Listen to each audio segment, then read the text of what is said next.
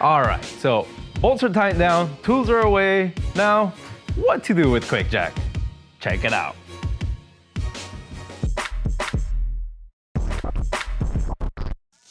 Happy New Year! Congrats on making it to the year 2020.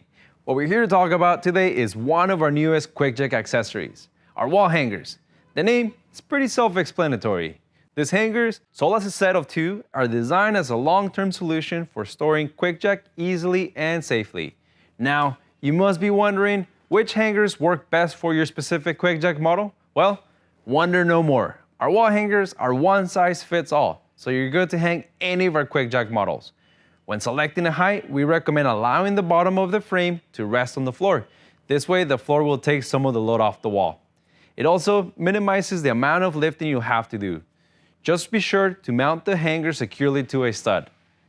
Our hangers have a sleek design suiting any home garage or shop space, and most importantly, are strong enough to keep the frame stored safely away, avoiding any trip hazards and freeing up floor space.